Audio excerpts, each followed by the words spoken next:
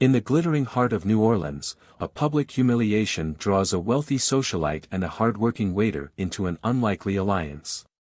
As they navigate betrayal, privilege, and a shocking family secret, their lives intertwine in ways they never imagined. Beneath the Same Sky explores the power of empathy and the meaning of family, where love and forgiveness hold the key to a new beginning. Chapter 1, The Incident. Scene 1, The Luxe Restaurant. The Luxe Restaurant was the epitome of elegance, nestled in the heart of downtown New Orleans. Crystal chandeliers sparkled overhead, casting a warm, golden light across the room. The scent of freshly prepared gourmet dishes wafted through the air, blending with the soft murmur of conversations and the clinking of fine china. Ava Beaumont, poised and polished in a sleek, designer dress, made her entrance with the confidence of someone who had never known anything less than perfection. The restaurant was abuzz with activity, all in preparation for the high-profile event she was hosting, a charity gala attended by the city's elite. As she surveyed the room, her sharp green eyes caught every detail, ensuring that nothing was out of place. "Is everything ready?" Ava asked, her voice calm but commanding as she approached the restaurant manager. "Yes, Ms. Beaumont," the manager replied, his tone deferential.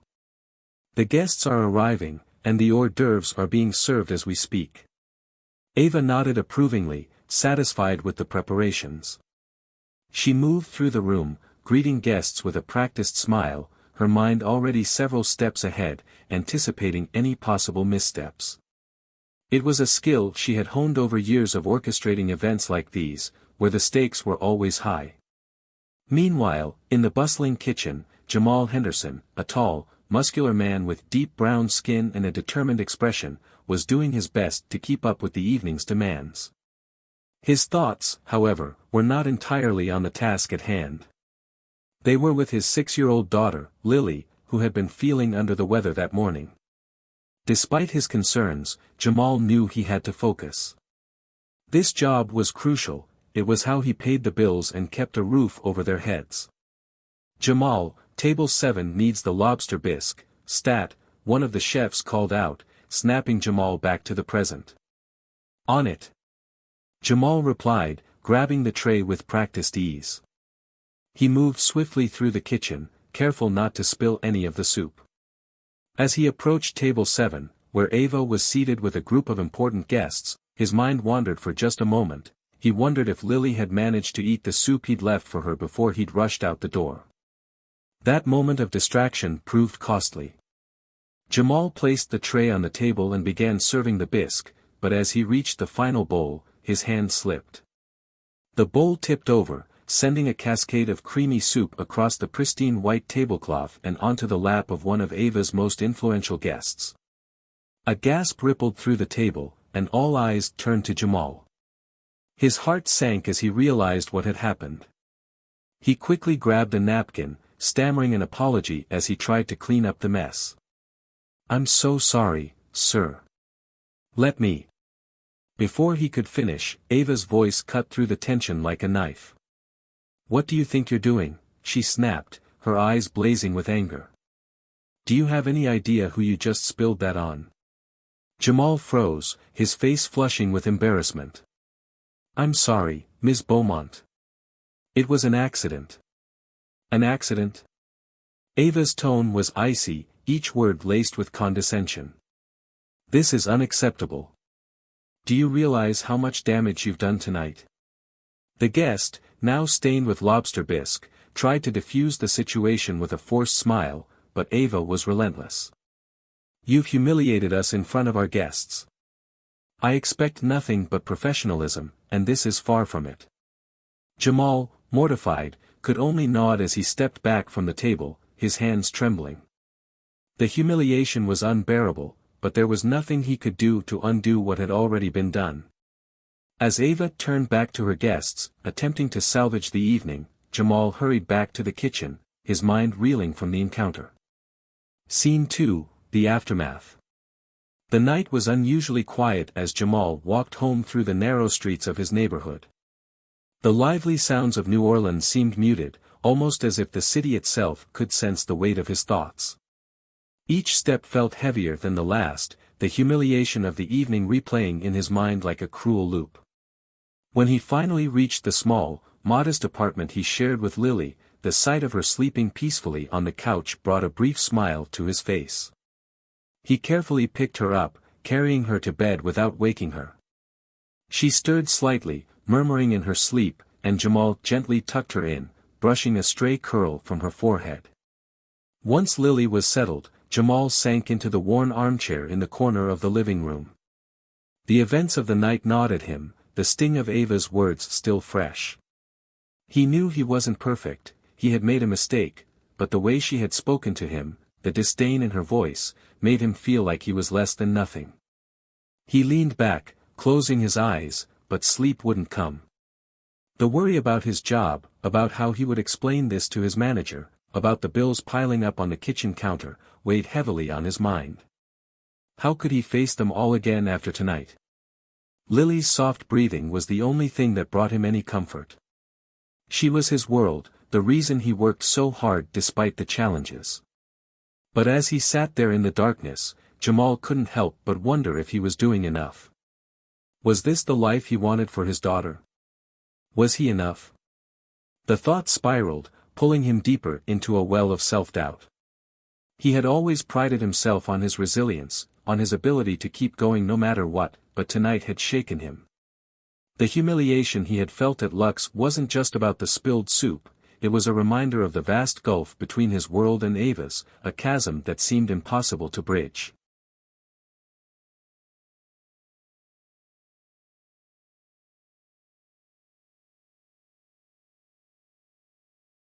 Scene 3, Ava's Guilt. The Beaumont estate was bathed in the soft glow of moonlight as Ava returned home, her heels clicking against the marble floors of the grand foyer. She handed her coat to the butler and made her way to the study, hoping to unwind with a glass of wine before bed. But as she settled into the plush leather chair by the fireplace, the events of the evening refused to leave her mind. Ava prided herself on her control, over her life, her career, and the world around her. But tonight, something had shifted. The memory of Jamal's pained expression, the way he had stood there, trying to apologize as she berated him in front of everyone, gnawed at her conscience. She had been harsh, too harsh, perhaps, but she couldn't afford mistakes, not when so much was at stake. But as she sipped her wine, Ava found herself questioning her actions. Was it really necessary to humiliate him like that? He was just a waiter, after all, doing his best to get by. And yet, the memory of her father's stern lectures about maintaining standards echoed in her mind. Weakness wasn't tolerated in the Beaumont family. Standards had to be upheld, no matter the cost. She sighed, setting her glass down on the side table.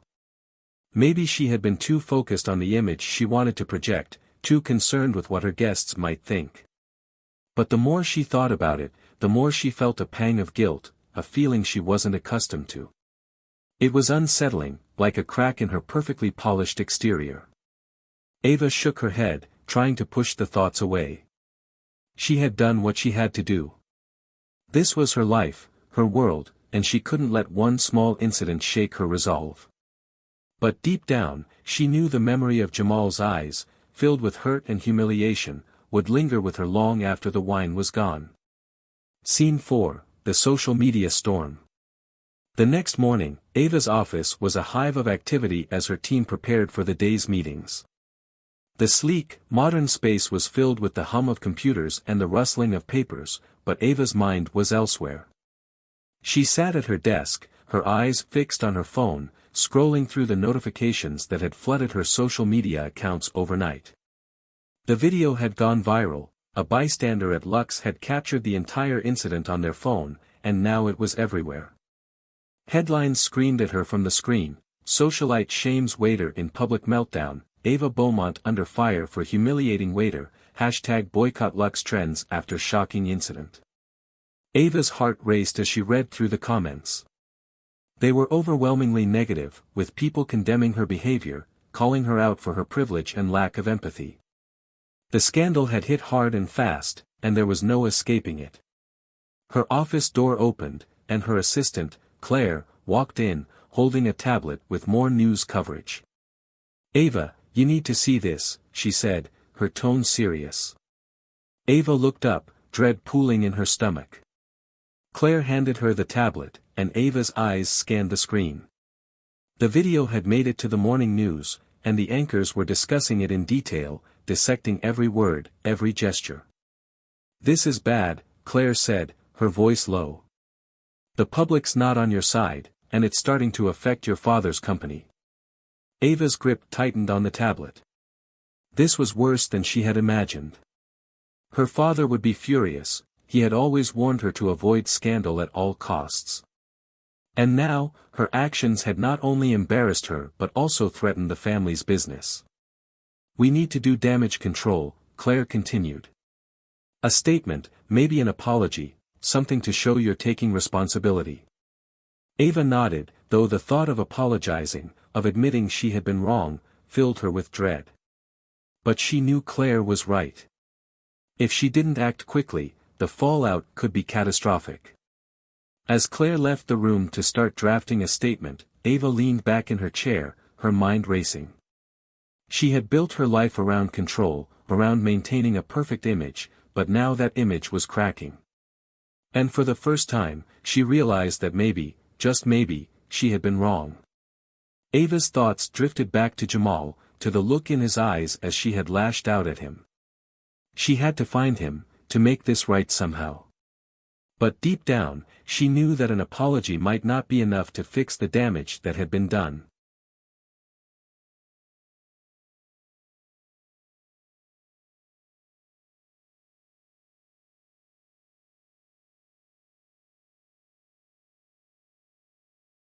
Chapter 2, The Consequences. Scene 1, The Public Apology. The morning after the scandal broke, Ava found herself standing in front of the mirror in her office bathroom, rehearsing her apology for what felt like the 100th time. Her usually steady hands were trembling, and the words felt foreign on her tongue. This was new territory for her, she wasn't used to admitting fault, let alone doing it so publicly. Her assistant, Claire, knocked softly on the door before peeking inside. "Ava, it's time. The press conference is ready." Ava nodded, taking one last look at herself. Her reflection showed a woman who was polished, composed, every hair in place, her makeup flawless. But the nervous flutter in her stomach betrayed her calm exterior. As she stepped into the conference room, the flash of cameras and the murmur of reporters filled the air. Ava felt the weight of their gazes, each one of them ready to dissect her every word, every expression. She took her place behind the podium, gripping its edges for support. "Thank you all for being here," Ava began, her voice steady, though she could feel her heart pounding in her chest. "I want to address the incident that occurred at Lux Restaurant a few nights ago.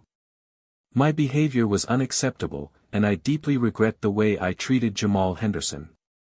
I allowed my frustration and concern for the event to cloud my judgment, and for that, I am truly sorry."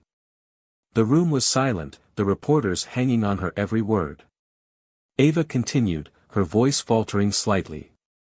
"I know that my actions have caused harm, not just to Jamal, but to everyone who has seen the video.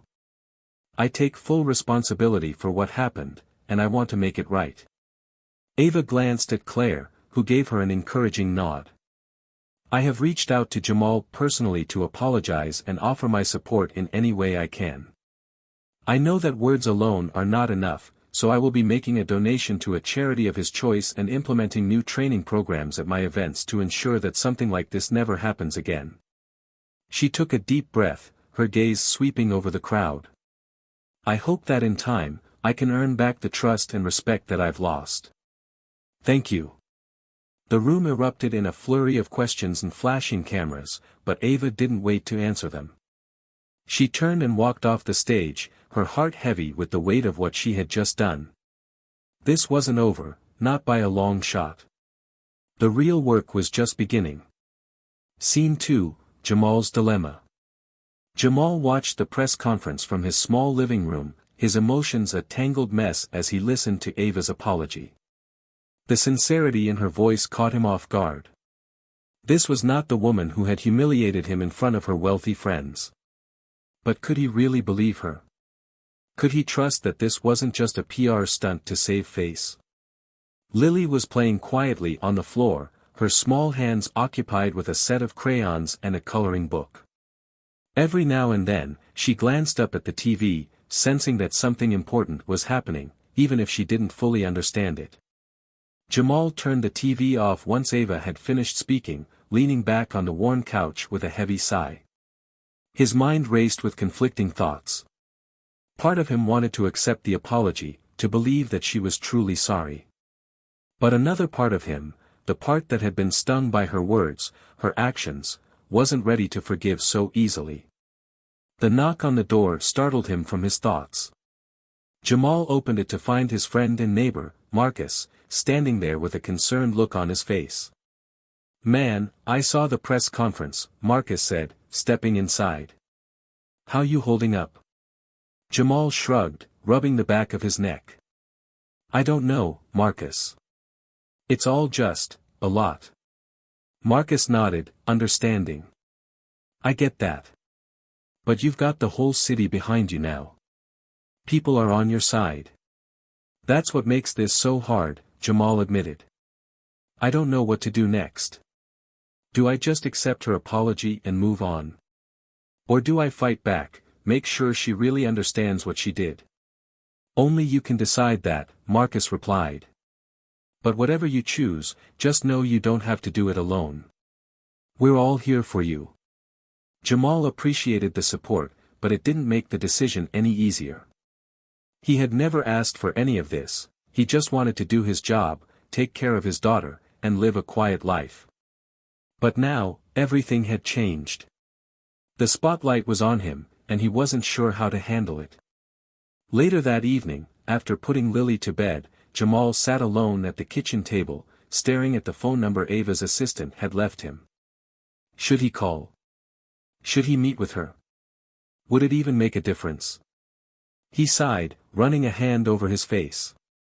The anger, the hurt, it was all still there. But so was a small, nagging voice that urged him to hear her out.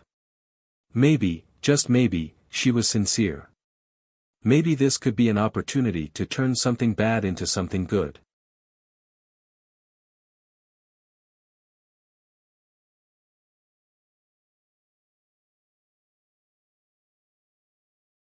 Scene 3, The Meeting. 2 days later, Jamal found himself standing outside the Beaumont estate, feeling completely out of place. The sprawling mansion, with its perfectly manicured lawns and towering gates, was a world away from his modest apartment. He hesitated for a moment, questioning whether he should even be here. But then he remembered the look on Lily's face when she asked him if everything was going to be okay, and he knew he had to do this, for her, if not for himself. Ava's assistant, Claire, greeted him at the door, her demeanor professional but warm. "Thank you for coming, Mr. Henderson. Ms. Beaumont is waiting for you in the study." Jamal nodded, following her through the grand foyer and down a long hallway. His nerves were on edge, but he kept his expression neutral, determined not to let any of it show. When they reached the study, Claire opened the door, and Jamal stepped inside. Ava was already there, standing by the large window that overlooked the gardens. She turned when she heard him enter, and for a moment, they simply stared at each other, the silence between them thick with unspoken tension. "Jamal," Ava began, her voice softer than he had ever heard it. "Thank you for coming. I know this must be difficult for you." "It is," Jamal replied, his tone guarded. "But I'm here because I want to hear what you have to say." Ava gestured to the chairs by the fireplace. "Please, have a seat." Reluctantly, Jamal sat down, his eyes never leaving Ava as she took the seat opposite him. She seemed different today, less composed, more vulnerable. It was as if the weight of the past few days had finally taken its toll on her. "I meant what I said in the press conference," Ava began, her hands clasped tightly in her lap. "I'm truly sorry for what happened. I didn't realize how much harm I was causing, not just to you, but to others as well. I've spent the past few days reflecting on my actions, and I know I need to do better. Jamal listened in silence, his emotions a whirlwind of anger, hurt, and something else he couldn't quite identify. He wanted to believe her, wanted to believe that she was capable of change, but it wasn't that simple. Words are easy, Jamal finally said, his voice steady but laced with emotion. But how do I know you really mean it? How do I know this isn't just about saving face? Ava looked down, her expression pained. I don't expect you to believe me right away. I know I have a lot to prove.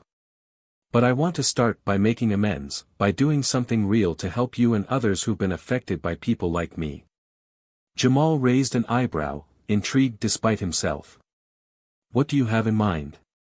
Ava met his gaze, her eyes filled with determination. I want to help you rebuild your life, your restaurant, your dreams. And I want to use my influence to create opportunities for others who've been overlooked, just like you were. I can't change the past, but I can work to make the future better. Jamal felt a flicker of something close to hope, but he kept his guard up. Why should I trust you? Ava sighed, leaning back in her chair. You have no reason to. But I'm asking for a chance to prove myself.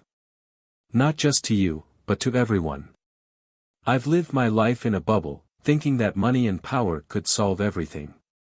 But I see now how wrong I was.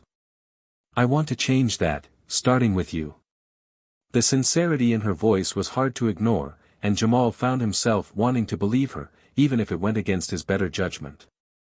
He took a deep breath, weighing his options.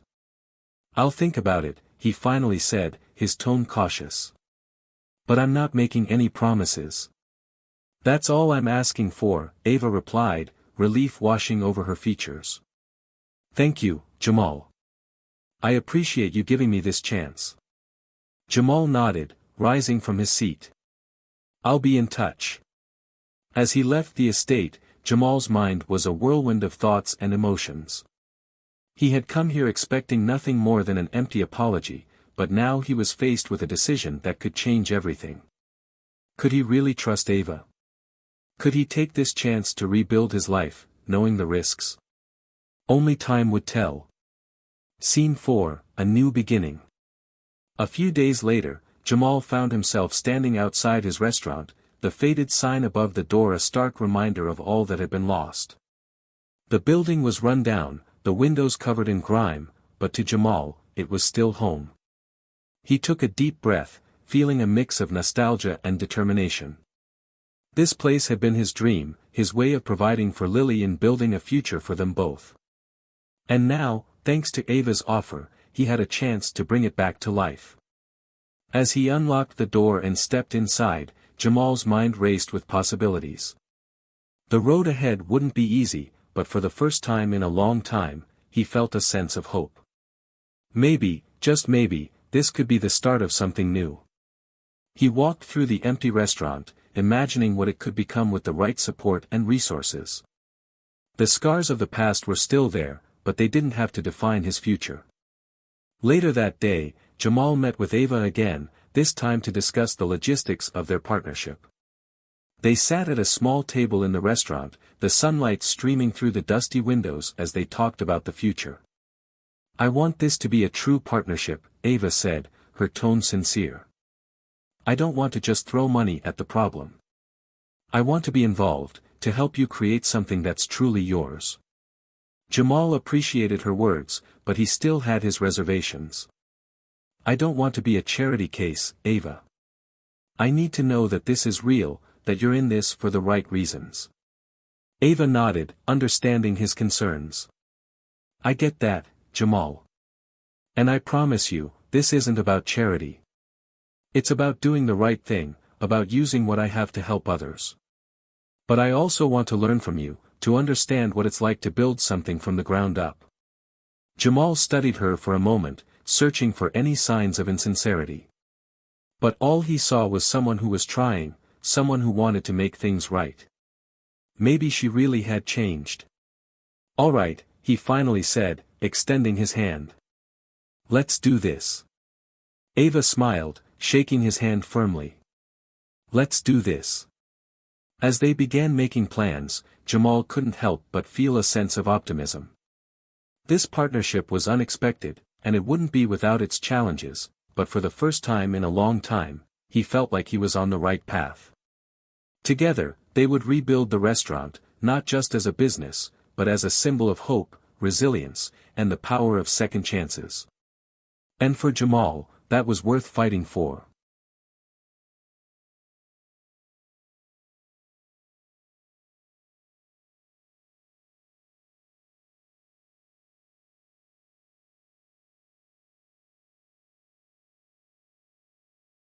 Chapter 3, The Awakening.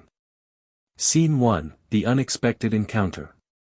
Ava Beaumont sat in a corner of a quaint café in the French Quarter, the aroma of freshly brewed coffee mingling with the sweet scent of beignets. It was one of the few places in New Orleans where she could escape the suffocating world of high society, where she could be herself, if only for a moment. She sipped her coffee, her mind drifting back to the confrontation with her father. His words had cut deep, but they had also sparked something within her, a desire to prove him wrong, to find her own path. Just as she was lost in thought, the bell above the door chimed, and in walked Jamal Henderson. He was dressed casually, his presence commanding the room in a way that was both subtle and powerful. Ava's heart skipped a beat as she watched him approach the counter, his gaze meeting hers for a brief moment before he turned his attention to the barista. Unable to resist, Ava stood and made her way over to him. "Jamal." He turned, surprised to see her there. "Ava, what are you doing here?" She smiled, a mix of nervousness and excitement bubbling up inside her. "I could ask you the same thing. I didn't think this was your kind of place." Jamal chuckled softly. "I needed a break from the restaurant. Figured I'd try something different." They stood there for a moment, the silence between them comfortable, yet charged with unspoken tension. Finally, Jamal broke the silence. "Care to join me?" Ava hesitated, then nodded. "I'd like that." They found a table by the window, the city's vibrant energy buzzing around them as they sat down. For the first time in a long while, Ava felt like she could breathe. Scene 2, Conversations over Coffee. As the minutes turned into hours, Ava and Jamal talked about everything and nothing. They spoke of their dreams, their fears, and the challenges they faced in a world that seemed determined to keep them in their respective boxes. "You ever feel like you're just existing?" Jamal asked, his voice laced with frustration. "Like no matter what you do, it's never enough?" Ava nodded, her own struggles coming to the surface. "All the time. Everyone expects me to be this perfect daughter, this perfect socialite, but they don't care about what I want. It's like I'm just a puppet, playing a role in someone else's play." Jamal's gaze softened as he looked at her, seeing a vulnerability he hadn't noticed before. "You're more than that, Ava. You're smart, capable, and you care about people, really care. That's more than most of the folks in your world can say." Ava smiled, touched by his words. "Thank you, Jamal. That means more to me than you know." For a moment, they just sat there, the connection between them growing stronger with each passing second. But Ava knew that their world would never allow them to be together, not truly. Still, for now, she was content to just be in his presence, to share in this moment of understanding. Scene 3, The Revelation. As they left the café, the sun beginning its descent over the Mississippi River, Ava felt a sense of peace she hadn't known in years. But that peace was shattered when they turned the corner and ran into Marcus Beaumont, Ava's father. He was accompanied by a group of business associates, their conversations halting as they noticed the unlikely pair before them. Marcus's eyes narrowed as he took in the sight of his daughter standing so close to a man he clearly deemed unworthy. "Ava, what is the meaning of this?" Marcus's voice was sharp, cutting through the air like a knife. Ava's heart pounded in her chest as she struggled to find the words. "Father, this is Jamal Henderson. He's—" "I know who he is," Marcus interrupted, his tone icy. And I cannot believe you would disgrace our family by associating with someone like him. Jamal stiffened at the insult, his fists clenching at his sides. But before he could speak, Ava stepped forward, her voice trembling with a mix of fear and defiance. Jamal is a good man, father. He's kind, hardworking, and he's worth 100 of the men you do business with every day. Marcus's expression darkened, his eyes blazing with fury. You will not speak to me that way, young lady. We will discuss this later, at home. Without waiting for a response, Marcus turned on his heel and stormed away, leaving Ava and Jamal standing there, the weight of his words hanging heavily between them. Scene 4, A Promise Made. After the confrontation with her father, Ava and Jamal walked in silence, the tension between them palpable. Finally, they stopped by the edge of the river, the water reflecting the last rays of the setting sun. I'm sorry, Jamal, Ava whispered, her voice thick with emotion. I'm sorry you had to see that. I'm sorry for what he said. Jamal shook his head, his anger giving way to a deep sadness. It's not your fault, Ava. But this, whatever this is between us, it can't work. We're from two different worlds, and your father will never accept someone like me. Ava felt tears prickling at the corners of her eyes, but she blinked them away, refusing to let them fall. I don't care what he thinks, Jamal. I care about you. And I don't want to lose you. Jamal looked at her, the conflict in his eyes mirroring the turmoil in his heart. He wanted to believe her, wanted to believe that they could somehow make this work. But deep down, he knew the odds were stacked against them. Ava, he began, his voice breaking, I don't want to hurt you. And I don't want to be the reason you lose everything. She stepped closer, taking his hand in hers. You're not. If I lose anything, it's because I'm choosing to stand up for what I believe in, for who I believe in. And that's you, Jamal. For a long moment, they stood there, the world around them fading away until it was just the two of them, standing together against the tide. Finally, Jamal nodded, his resolve strengthening. All right, Ava. We'll figure this out, together. As the first stars appeared in the evening sky, they stood by the river, their hands entwined, the promise of a new beginning stretching out before them.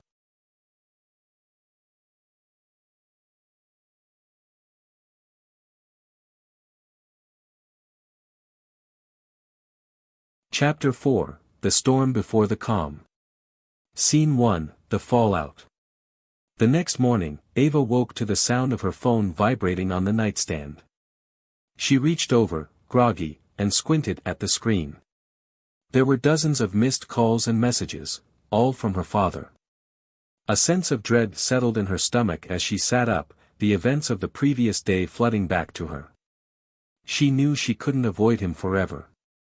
With a sigh, she got out of bed, dressed quickly, and made her way downstairs to the grand parlor where she knew her father would be waiting.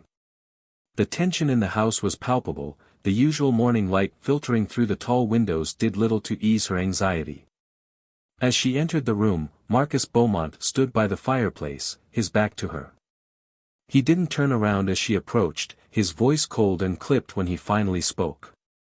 You've disgraced this family, Ava. Ava bristled at his tone but kept her voice calm. I haven't disgraced anyone, father. All I did was spend time with someone I care about. Marcus whirled around, his expression livid. Someone you care about? Do you have any idea what people are saying? You were seen with him, Jamal, in public.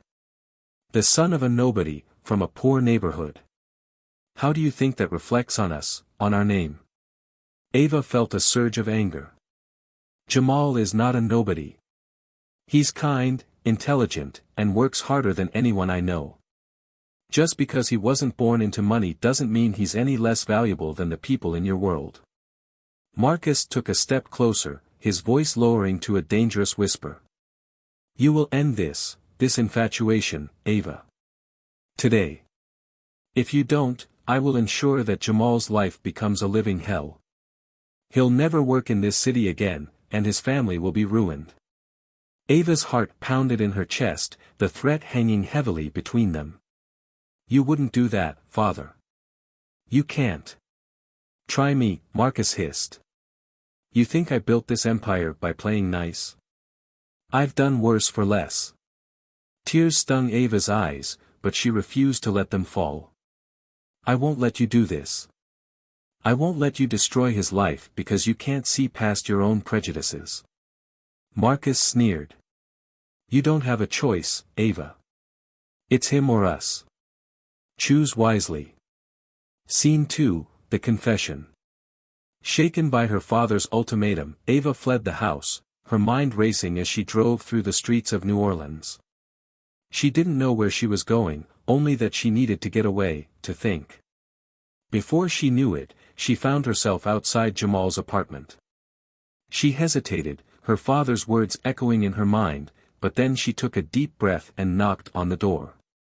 A moment later, Jamal opened it, surprised to see her. Ava?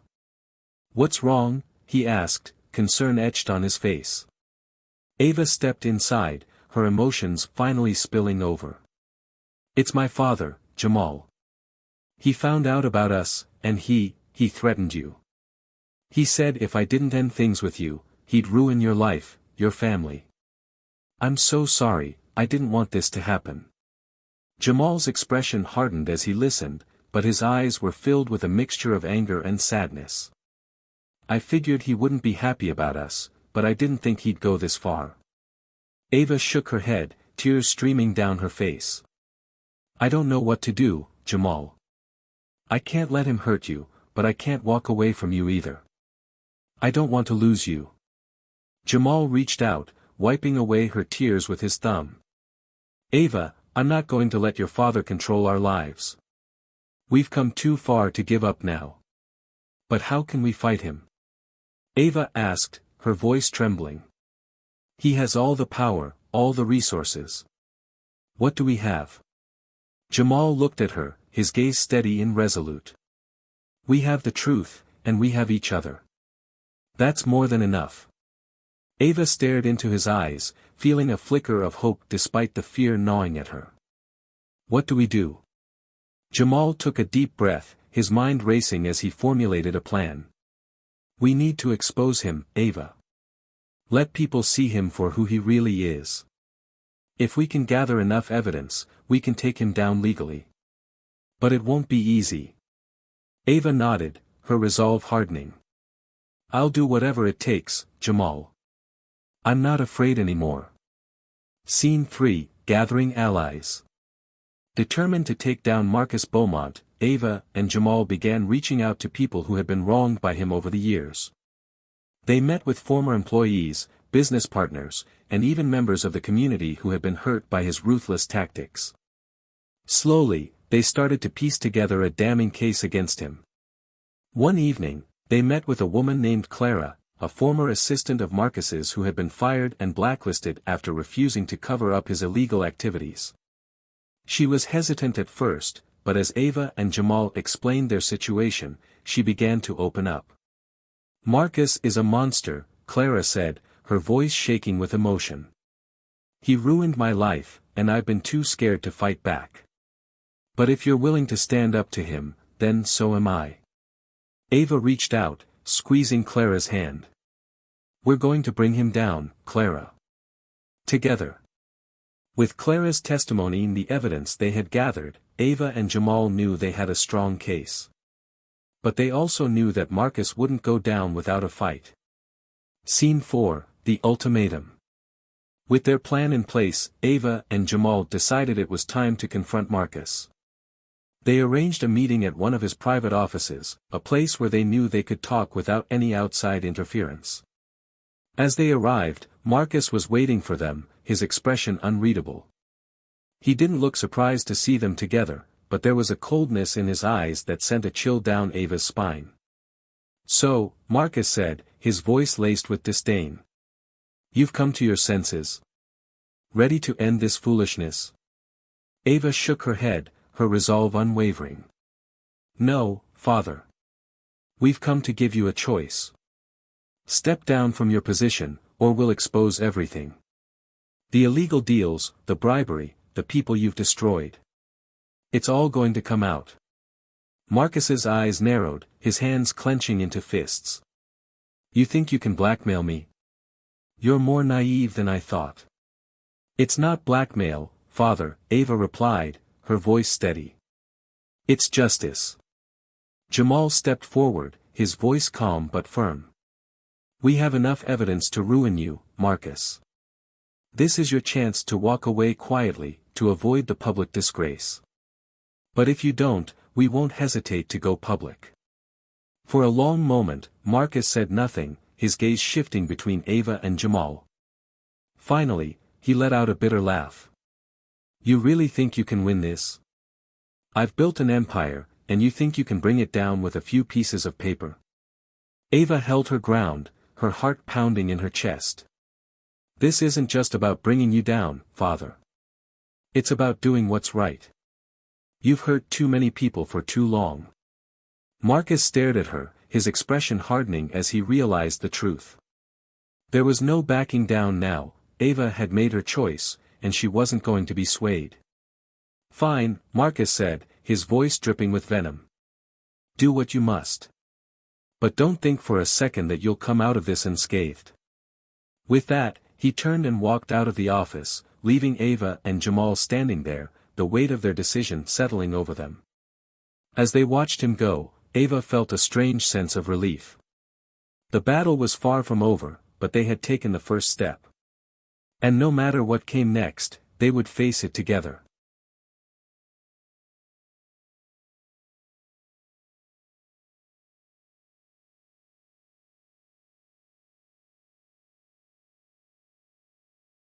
Chapter 5, The Reckoning. Scene 1, The Calm Before the Storm. Ava and Jamal sat together in the small cafe they had come to think of as their safe haven. The warm light of the early morning filtered through the windows, casting a golden glow over the worn wooden tables and mismatched chairs. It was a stark contrast to the tension that hung between them, both of them knowing that today was the day everything would change. Jamal stared into his coffee cup, his mind racing with thoughts of what lay ahead. Are you sure about this, Ava? He asked, his voice filled with concern. Once we do this, there's no going back. Ava reached across the table, taking his hand in hers. I'm sure, she replied, her voice steady. We've come too far to back down now. My father needs to be held accountable for everything he's done, and we're the only ones who can make that happen. Jamal looked up at her, seeing the determination in her eyes. He knew she was right, but the weight of what they were about to do still pressed heavily on him. I just don't want you to regret this, Ava. He's still your father. Ava squeezed his hand, her heart aching at the thought of the man her father had become. I know. But the man he is now. I can't let him keep hurting people, Jamal. Not when we have the power to stop him. Jamal nodded, his resolve hardening. Then let's do this. Together. They sat in silence for a moment longer, drawing strength from each other, before standing and leaving the cafe. The city was just beginning to wake up, the streets still quiet and empty, as they made their way to the courthouse where the hearing was set to take place. Scene 2, The Showdown. The courthouse was a grand building, its marble facade gleaming in the early morning light. As Ava and Jamal walked up the steps, they could feel the eyes of the press on them, reporters and photographers already gathering to cover what was sure to be a high-profile case. Inside, the air was thick with tension. The courtroom was packed, the seats filled with people who had come to see Marcus Beaumont finally face justice. Ava and Jamal took their places at the front, their hearts pounding as they waited for the hearing to begin. When Marcus entered the room, all eyes turned to him. He was impeccably dressed, his expression as cold and unyielding as ever. But there was something different about him today, an air of vulnerability that hadn't been there before. Ava watched him closely, trying to reconcile the man she had grown up with and the man she now knew him to be. The judge entered, and the room fell silent. The proceedings began, with the prosecution laying out the evidence they had gathered against Marcus, evidence of bribery, fraud, and corruption that had spanned decades. Each piece of evidence was a nail in the coffin of Marcus's reputation, and Ava could see the cracks beginning to form in his steely exterior. As the prosecution continued, Ava felt a wave of emotions wash over her. This was the man who had raised her, who had been a constant presence in her life. But he was also the man who had hurt so many people, who had tried to destroy Jamal and his family. She knew that this was the only way to make things right, but it didn't make it any easier. Finally, it was Marcus's turn to speak. He stood, his voice calm and measured as he addressed the court. "I have done many things in my life, some of them I regret, others I do not. But everything I have done, I did for my family, for my daughter." He turned to Ava, his eyes locking with hers. "Ava, I know you think I've become a monster. But everything I did to protect you, to give you a life that I never had. I'm sorry if that hurt you, but I will never apologize for trying to keep you safe." Ava felt tears prick at her eyes, but she forced herself to stay strong. "This isn't about me, Father. This is about all the people you've hurt, all the lives you've destroyed. You can't justify what you've done by saying it was for me." Marcus's expression hardened, and he turned back to the judge. "I understand the charges against me, and I'm prepared to face the consequences. But know this, I did what I had to do. And I would do it again if it meant protecting my family." The judge nodded, his expression stern. "The court has reviewed the evidence and heard the testimonies. Based on the overwhelming evidence of your misconduct, Mr. Beaumont, this court finds you guilty on all charges." A murmur rippled through the courtroom, and Marcus's face paled as the reality of the situation set in. The judge continued, his voice firm. "You are hereby sentenced to 20 years in federal prison, without the possibility of parole." The gavel came down with a resounding crack, and Marcus was led away in handcuffs. Ava watched him go, a mix of relief and sorrow swirling within her. She had done what she had to do, but it didn't make the pain of losing her father any less real.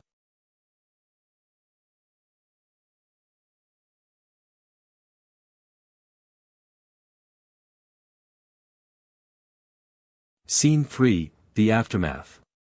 After the hearing, Ava and Jamal stepped outside into the bright afternoon sun. The press was waiting, but they managed to slip past them, not wanting to give any statements just yet. They walked in silence for a while, the weight of everything that had happened still hanging heavily over them. Finally, Jamal broke the silence. "Are you okay?" Ava nodded, though she wasn't sure if she meant it. "I think so. It's just, a lot to process." Jamal stopped walking and turned to face her, his expression serious. "Ava, you did the right thing. I know it wasn't easy, but you stood up for what was right. That takes a lot of strength." Ava looked up at him, grateful for his support. "I couldn't have done it without you, Jamal. You've been my rock through all of this." Jamal smiled, his eyes filled with warmth. "We've been each other's rock. And we'll keep being that, no matter what comes next." Ava felt a surge of affection for him, and before she could stop herself, she leaned in and kissed him. It was a gentle, tentative kiss, but it was filled with all the emotions she hadn't been able to express before. When they pulled away, Jamal looked at her with a mixture of surprise and happiness. "I wasn't expecting that," he said, his voice tinged with humor. Ava laughed softly, feeling a sense of lightness for the first time in days. "Neither was I. But I'm glad it happened." Jamal took her hand, intertwining their fingers. "So, what now?" Ava looked out at the city, the future still uncertain but no longer as daunting. "Now, we start fresh. We rebuild.